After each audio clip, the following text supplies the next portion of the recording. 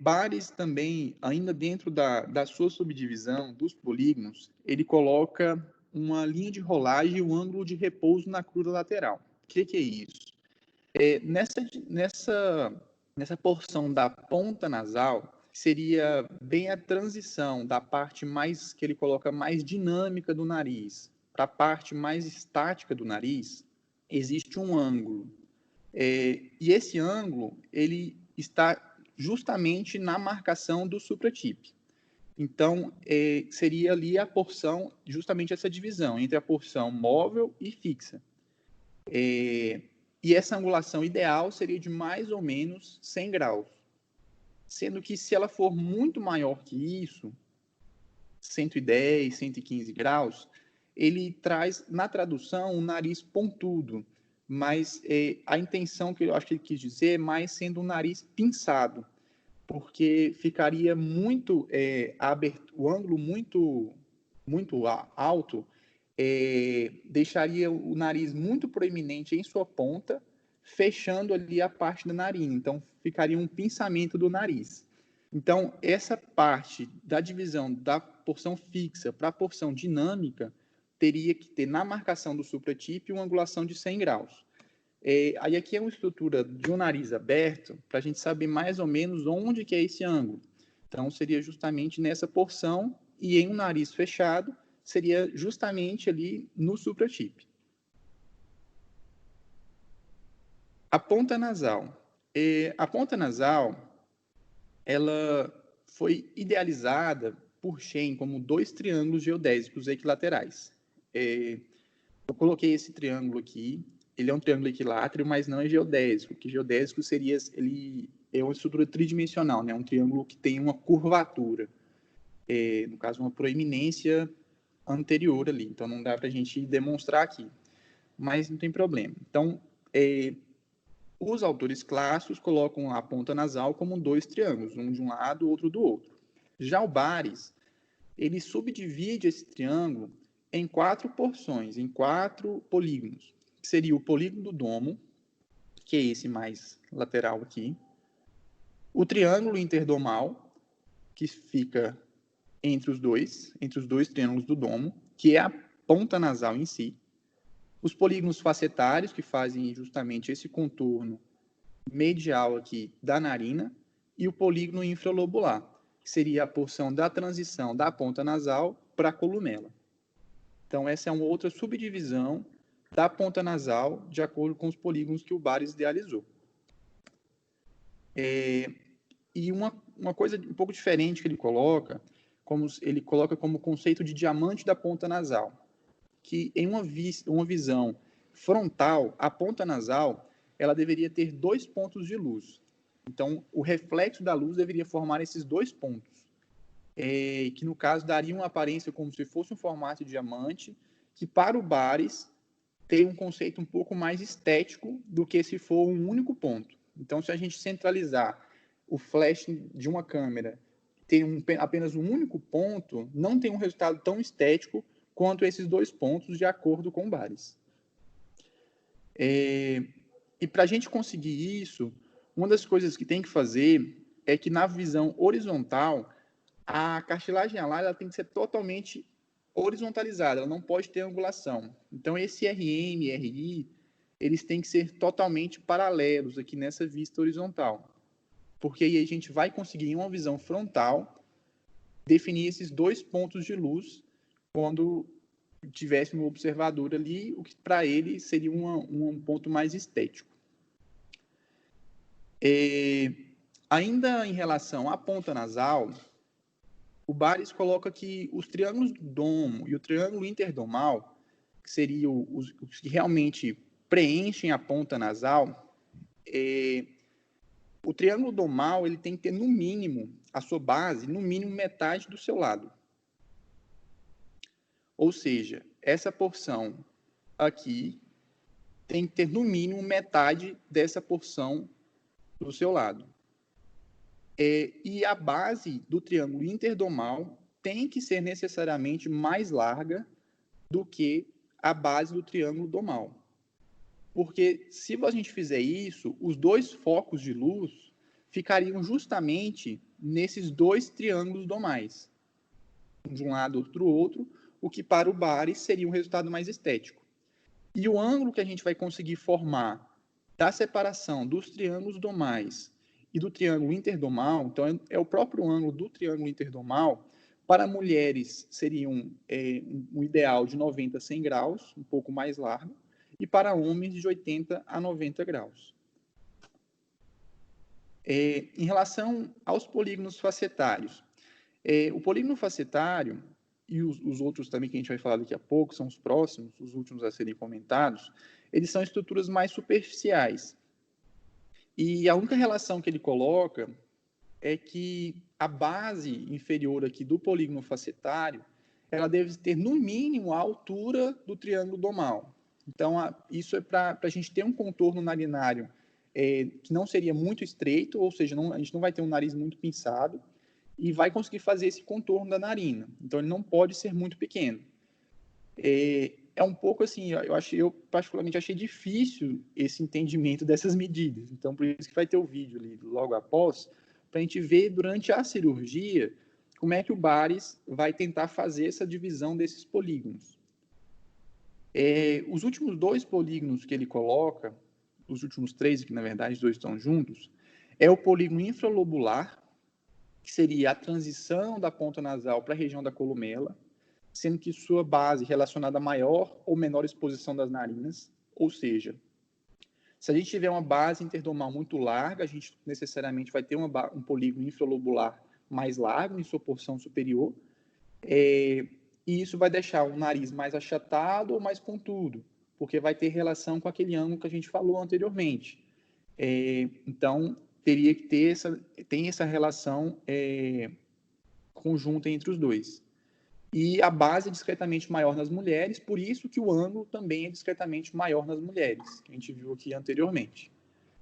E o polígono columelar e o foot plate são os últimos dois, e eles refletem a subdivisão da crura medial, que é o segmento da columela nasal. Esse não é difícil de entender, que ele só coloca como sendo a columela um polígono, e a inserção nasal na sua base, o foot plate, sendo outro polígono, sendo o menor desses todos que a gente falou. Então, de forma geral, essa foi a subdivisão que o Bares fez da estrutura nasal e das linhas que ele coloca para a gente tentar subdividir o nariz, entendendo a sua porção fixa, estática, seriam as 5 primeiras que a gente colocou, o polígono da glabela, do osso, da porção dorsal ali do osso nasal, da porção cartilaginosa do dorso, da porção lateral do osso nasal e da porção da cartilagem lateral superior, sendo essa parte estática. A parte mais dinâmica, o polígono da crura lateral e o polígono do domus, e a ponta nasal sendo formada tanto pelo domus, pelo polígono interdomal e pelos polígonos facetários. Vai ter esse vídeo aqui, eles são mais ou menos 6 minutos. Esse vídeo, ele mostra uma cirurgia que o Bares está fazendo em relação a estruturas de preservação, mas aí o foco não é em si a cirurgia, é mais para a gente ver, quando está o nariz aberto, onde que é cada polígono. A gente ter uma ideia mais ou menos do como é que o Bares faz para identificar esses polígonos que ele subdivide durante a sua cirurgia. Vou deixar passando aqui.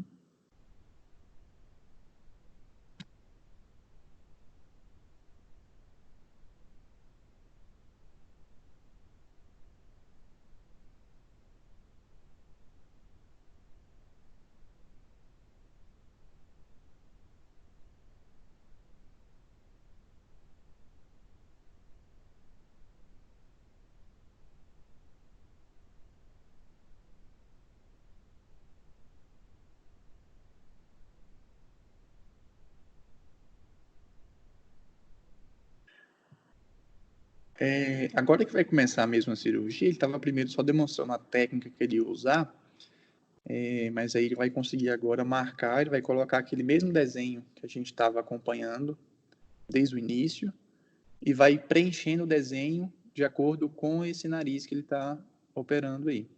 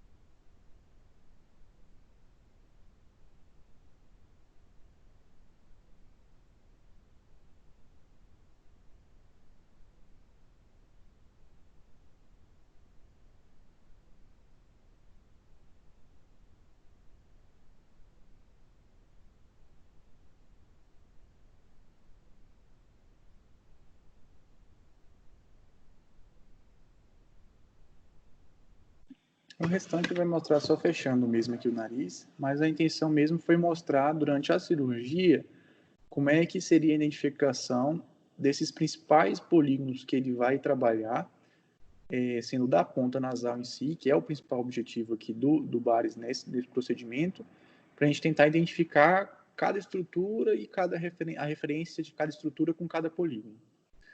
Então, a apresentação foi essa. Aí, acho que o Dr. Tiago pode ajudar a gente agora comentando aí.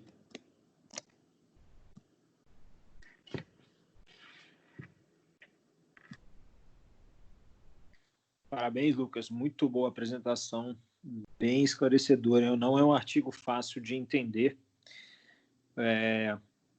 E ficou super ilustrativo, ficou assim, bem claro, acho que para todos,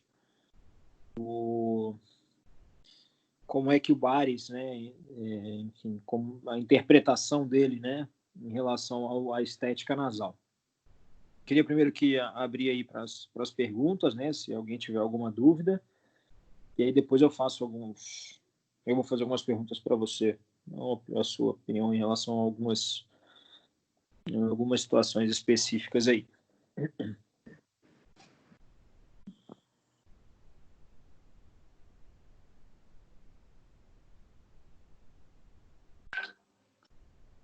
Oi, Lucas, tudo bom? Olá, André, tudo bem? Beleza. Primeiramente, mais uma vez, aí, parabéns pela excelente aula. Eu só me perdi quando você estava comentando lá da altura do triângulo domal. Aí você comentou, ele tem que ter, pelo Bares, né? Tem que ter a altura pelo menos a altura do... Aí isso que eu me perdi, né? Que estava comentando da altura do triângulo domal. Vou pegar aqui. Ele coloca que esse polígono facetário, que seria então o contorno da narina, a base do polígono facetário, que no caso seria mais ou menos o contorno medial da narina, ela deve ser no mínimo a altura do polígono do domo. Então essa altura aqui, essa base tem que ser no mínimo essa altura. Nesse caso aqui ela é até maior, não tem problema. Mas ela tem que ser no mínimo essa altura, porque senão a gente vai ter uma narina disfuncional que vai dar o aspecto também de pinçado. Seria mais ou menos isso. Saquei, entendi. Não, show. Porque aí senão ficaria muito estreito, né, a abertura da narina. Isso. Aí a relação que ele coloca, justamente para não ficar estreito, é essa. Da altura do triângulo do domo, essa base da narina tem que ser no mínimo essa altura.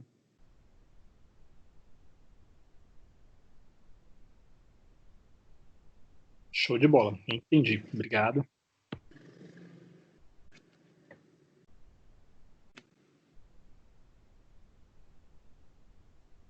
Então, uma pergunta para você, Lucas, já aproveitando o gancho dessa pergunta do André. Você consegue entender por quê? Volta lá naquela foto. Por que ele faz essa referência? Se falar por que a referência é a altura? Se essa altura aí for muito pequena, a altura do domus, né? Uhum. Se ela for muito pequena, o que vai acontecer? Aí vai ter uma ponta pouco proeminente, né?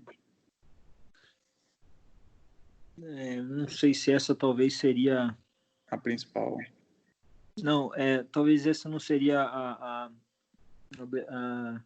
razão, assim, que assim, a altura do domus, na verdade, na verdade não é a altura do domus, é a altura do triângulo domal, não é que ele se refere, né? Na verdade, isso aí se refere à extensão do domus. Você concorda comigo? O tamanho do domus, certo? Certo. Percebam vocês que ele na verdade, ele criou polígonos para definir algumas áreas de uma forma talvez um pouco mais didática, eu diria assim, da ponta nasal, né, que correspondem cartilagem lateral inferior, certo? Uhum. Então, o que acontece? Se você tem uma altura do triângulo domal muito pequena, você tem um domus pequeno, certo? Certo. Você tendo um domus pequeno, ou seja, você vai ter, teoricamente, você vai ter uma retração do polígono facetário, você concorda? Aham. Que significa o quê? É o triângulo mole. O polígono facetário corresponde ao triângulo mole. Então, é o que muitas vezes a gente fica preocupado. Falta um preenchimento no triângulo mole que pode retrair, que pode colabar no momento em que a gente manipula o domus, entendeu? Então, domus muito pequenininho vai trazer, na verdade, um triângulo domal de altura pequena, certo? E aí, provavelmente, a faceta, ela pode ser que ela esteja muito grande comparada a isso. Ou seja, você tem risco de retração nessa região, entendeu? De deformidade estética nessa região. Vocês entenderam?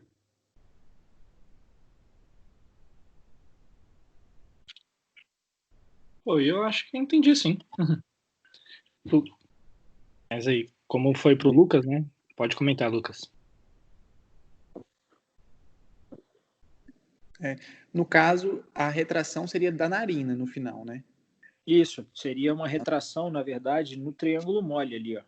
Uhum. Na faceta, né? Nesse polígono aí. Uhum. Doutor Tiago, isso geraria tipo uma abertura narinária, ficaria muito ampla, é isso? Tipo como se fosse um narizinho de porco, assim. Às vezes isso pode de fato acontecer, mas ele ficaria, na verdade, com uma ponta mais pinçada, assim, faltando preenchimento, na verdade, na porção mais lateral do triângulo mole, sabe? Sabe aquela narina aquele. Eu mostrei isso De rinoplastia antiga, né, que o senhor fala. Isso, que você tem, na verdade, um isolamento da ponta, que você não tem aquele contorno mesmo do. Aonde a gente posiciona o alarim ali, né? Que a gente às vezes quer melhorar esse contorno, melhorar essa transição do domus para a região Deixar mais suave. do lóbulo lateral da ponta. Você tem, na verdade, uma retração nessa região quando você tem essa discrepância aí, entendeu? Uhum, tá, entendi. É isso. Porque, dependendo da altura do domus, você concorda comigo que essa altura ele preenche mais o triângulo que seria o polígono facetário? Se essa Sim. altura ela é Sim. maior, o polígono facetário vai estar mais preenchido, certo? Ele preenche mais aquela área mole ali, do né? triângulo mole, exatamente Tá. isso. Tá? Entendi. É isso. Beleza, obrigado. De nada. Lucas, outra pergunta. Você leu alguma coisa sobre os narizes que a gente conseguiria implementar esses conceitos? Ou, se não leu, qual que é a sua opinião? Considerando a nacionalidade dele, são mais narizes turcos, né? Isso aí, muito bom. Mas assim, e aí me conta então o que é um nariz turco? Vixe, agora denúncia. Pode falar, mesmo que se você não souber talvez os termos técnicos para descrever isso, diga o que você fala para mim assim, em termos de pele, o que você acha, em termos de altura, em termos de força das cartilagens, o que você acha que está presente? Ele é um nariz mais proeminente, tem um dorso nasal um pouco elevado, né? Em relação à pele, eu acho que é pele mais fina, não? Talvez. Eu não vou saber dizer certinho. Uhum. E em relação à força das cartilagens? São fracas porque geralmente é a ponta nasal caída. Então acho que são fracas essas forças. Sim, mas se você fosse fazer uma comparação dessas cartilagens com, por exemplo, um nariz latino ou um nariz negroide? Você falaria que essa cartilagem ela é mais fraca ou mais forte que esses outros narizes? Mais forte. Mais forte. É isso aí. É essa a grande questão, né? O Baris Sakir, vocês vão escutar aí nos congressos, alguns colegas falem Baris Kakir, né? Que esse cedilha aí tem som de K, né? Kakir. Ele é realmente da escola turca. Então, vejam aí no início desse vídeo, inclusive, que um dos autores desse vídeo com ele é o Rolling Daniel, que é a escola do Preservation Rhinoplasty, enfim, ele é desse grupo, tá? Então, percebam que a pele é uma pele realmente com uma tendência de ser mais fina, talvez um pouco intermediária, eu diria assim. E de fato, são cartilagens mais fortes, né?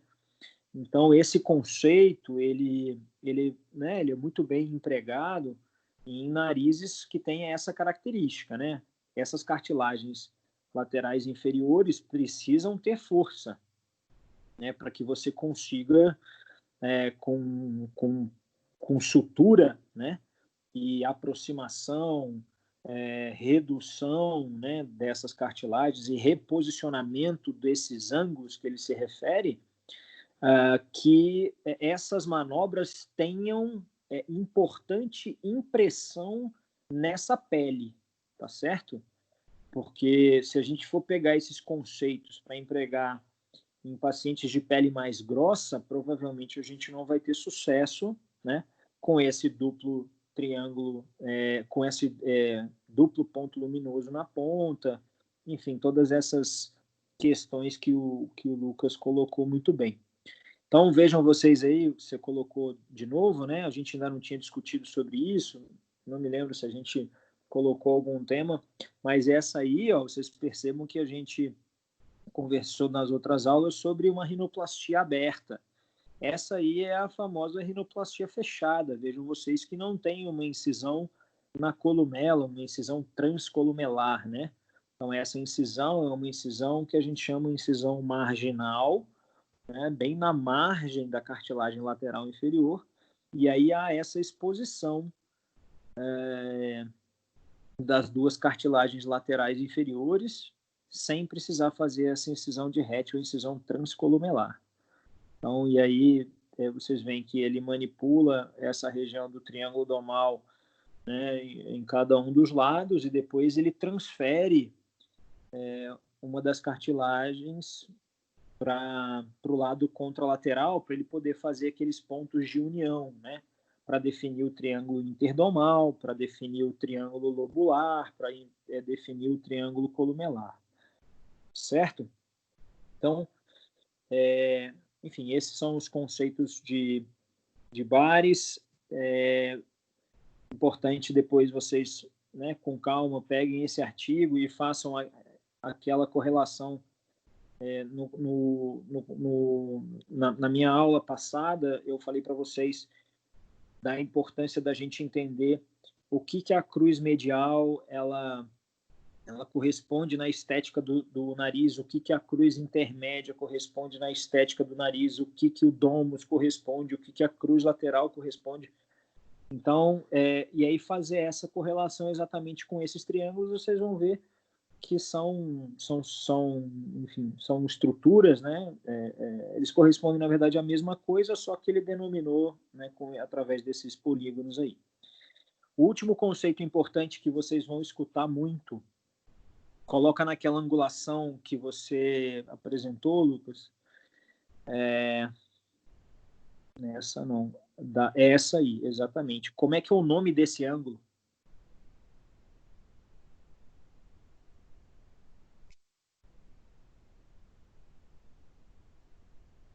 Resting angle. Exatamente. Então, vocês vão ouvir muito sobre isso, tá? Porque o resting angle, tem algumas pessoas que se referem a esse ângulo, que nada mais é daquele conceito que a gente conversou na minha aula passada, que é essa relação da borda cefálica e da borda caudal, tá? Adotando, na verdade, com esse ângulo, parâmetros um pouquinho diferentes, mas o conceito é mais ou menos esse, né? Da relação da borda caudal com a borda cefálica da cruz lateral das cartilagens laterais inferiores, entendeu? Então, quando esse ângulo ele é muito agudo, é porque essa relação da borda caudal ela está muito mais, ela está abaixo, né? Relacionando, então, a borda cefálica, entendeu?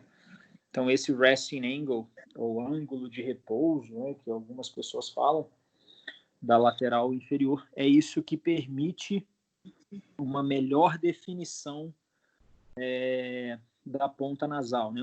Uma das situações que permitem uma melhor definição da ponta nasal. Eu acho que é isso. Alguma outra consideração, Lucas, que você queira fazer? Alguma outra dúvida de alguém?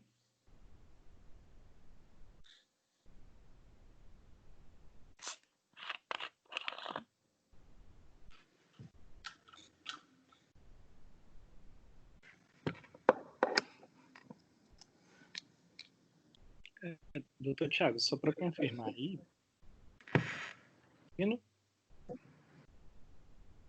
Alô? Oi? Pode falar. Eu estou te escutando.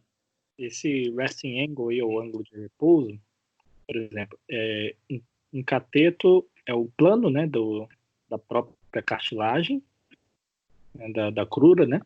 E o outro é o encontro da lateral inferior, é isso? Superior. Ah, tá. Tá Entendi. vendo ali, ó? Inferior. Tá vendo? Entendi. Só que veja só, esse ângulo relacionado à cartilagem lateral inferior, tá? É da superfície, tá? Da cartilagem lateral inferior, ou seja,